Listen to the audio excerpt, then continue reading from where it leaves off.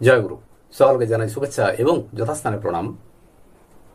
আমরা জানি শ্রী চৈতন্য মহাপ্রভু শ্রী রাধারানীর ভাব ও অঙ্গকান্তি ধারণ করে পৃথিবীতে অবতীর্ণ হয়েছিলেন কৃষ্ণ প্রেমের গভীরতা জানার জন্য।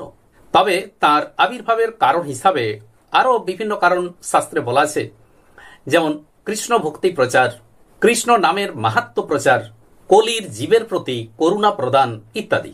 শ্রীচৈতন্য মহাপ্রভু হলেন বহিরঙ্গে রাধা এবং অন্তরঙ্গে কৃষ্ণ, অর্থাৎ বাইরের দিক থেকে তিনি রাধা ভাব সমন্বিত আর অন্তরের দিক থেকে তিনি হলেন কৃষ্ণ।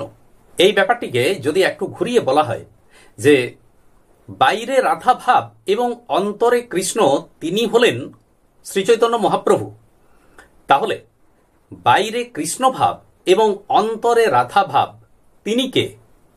আজ এ নিয়েই পাঠ ও আলোচনা করব। শাস্ত্রে বলা আছে, শ্রী অদ্বৈত আচার্য প্রভুর হুঙ্কারে ভগবান শ্রীকৃষ্ণ এবং শ্রী রাধা এক দেহে অবতীর্ণ হলেন শ্রীচৈতন্য মহাপ্রভু রূপে। ভগবান শ্রীকৃষ্ণের দ্বারকায় অবস্থানকালে বৃন্দাবনের প্রেম কথা শ্রবণ করে শ্রীকৃষ্ণের মনে বৃন্দাবনে যাবার বাসনা জেগেছিল। এখানে একটি ঘটনা রয়েছে। ভগবান শ্রীকৃষ্ণ দ্বারকা লীলায় 16,008 জন মহিষীকে নিয়ে চরম বিলাস করছেন, কিন্তু প্রায়ই তিনি রাত্রে রাধা রাধা বলে চিৎকার করতেন, কাঁদতেন। এই ঘটনা দেখে সত্যভামা সহ মহিষীগণ মা রোহিণীর কাছে এলেন এর কারণ জানার জন্য। তাদের এই ব্যাকুলতা দেখে সুভদ্রাকে অন্তঃপুরের দরজায় পাহারা দেবার দায়িত্বে রেখে তিনি বৃন্দাবনের প্রেম লীলা তত্ত্বের ব্যাখ্যা দিতে লাগলেন। এমন সময় সেখানে বলরাম আসেন। তিনি ভিতরে যেতে চাইলেন, কিন্তু সুভদ্রা নিষেধ করলেন, বললেন যে না, এখন তো ভিতরে যাওয়া যাবে না, মায়ের নিষেধ আছে। বলরাম দাঁড়িয়ে রইলেন। কিছুক্ষণ পরেই সেখানে ভগবান শ্রীকৃষ্ণ এলেন। শ্রীকৃষ্ণ ভিতরে যেতে চাইলে সুভদ্রা নিষেধ করলেন। ফলে বলরাম এবং শ্রীকৃষ্ণ দরজার সামনেই দাঁড়িয়ে রইলেন। সুভদ্রার ডান দিকে রয়েছেন দাদা বলরাম এবং বাম দিকে রয়েছেন ভগবান শ্রীকৃষ্ণ। সেখানে দাঁড়িয়ে তারা দরজার ভিতর থেকে ভেসে আসা সেই প্রেম তত্ত্বের ব্যাখ্যা শ্রবণ করে তাতে এতটাই মুগ্ধ হয়ে গেলেন যে তারা যেন প্রেমে বিগলিত হয়ে পড়লেন।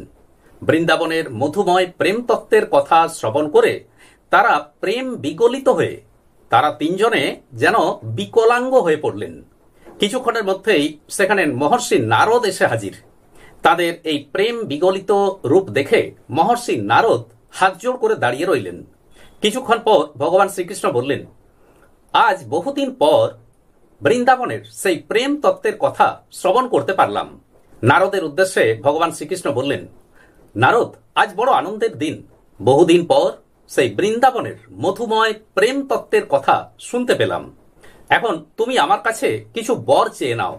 দেবর্ষি নারদ কিছুক্ষণ পরে বললেন, প্রভু, আপনি যদি আমাকে বর দিতে চান তো এই বর দেন যে আজ আমি যে প্রেম বিগলিত রূপ আপনাদের দেখতে পেলাম, জগৎবাসী যেন এই প্রেম বিগলিত রূপ তারাও যেন দর্শন করতে পারে। ভগবান শ্রীকৃষ্ণ তাতে রাজি হলেন এবং বললেন যে বেশ, জগৎবাসী আমার দারু ব্রহ্মস্বরূপ এই রূপ দেখতে পাবে। পরবর্তীকালে পুরী ধামে জগন্নাথ দেব প্রতিষ্ঠিত হলেন। নীলাচল ধামে রয়েছে 3টি মন্দির, গম্ভীরা মন্দির, জগন্নাথ মন্দির এবং গুন্ডিচা মন্দির। এই 3টি মন্দিরের বিশেষ তাৎপর্য রয়েছে। ভগবান শ্রীকৃষ্ণ রাধা ভাবে শ্রীকৃষ্ণের জন্য কেঁদেছেন, স্থান গম্ভীরা মন্দির।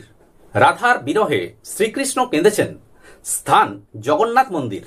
আর রাধা কৃষ্ণ বিরহে কেঁদেছেন, স্থান গুন্ডিচা মন্দির।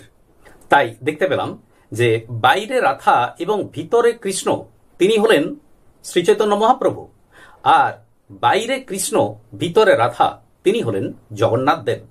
অর্থাৎ অন্তরঙ্গে রাধা এবং বহিরঙ্গে কৃষ্ণ তিনি হলেন শ্রী শ্রী জগন্নাথ দেব। আজ এই পর্যন্তই। নমস্কার।